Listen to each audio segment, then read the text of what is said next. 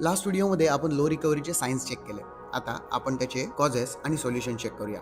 High, myself Swapnesh and I am a personal trainer and a sport nutritionist by profession.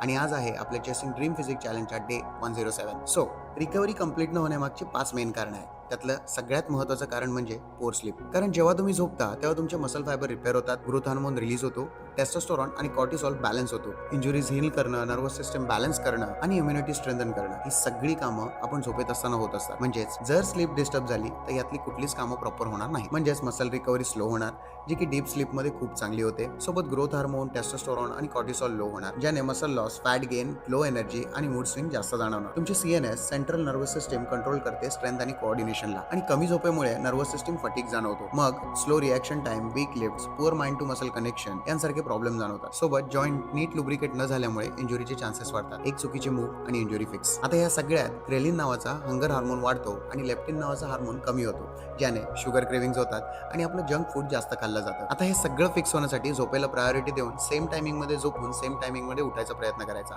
Even विकेंड्सना सुद्धा झोपायच्या आधी minimum 30 to 45 minutes अगोदर mobile लांब करायचा, कारण ब्लू लाईट्स मेलाटोनिन जो की स्लीप हार्मोन आहे त्याला ब्लॉक करतात. डिनरला थोडा लाईट ठेवून डिनर नंतर एक हलका वॉक घ्यावा आणि झोपायच्या आधी मिल्क आणि मॅग्नेशियम रिच फूड घेतली तर जास्त बेनिफिशियल ठरेल. आता ह्या सगळ्या छोट्या छोट्या गोष्टी तुम्ही तुमच्या लाईफस्टाईल मध्ये अप्लाय करून तुमची स्लीप क्वालिटी बेटर करू शकता. आता नेक्स्ट टाइम अर्धवट न्यूट्रिशनमुळे रिकव्हरी कशी थांबते याची आपण माहिती घेऊ. So stay tuned.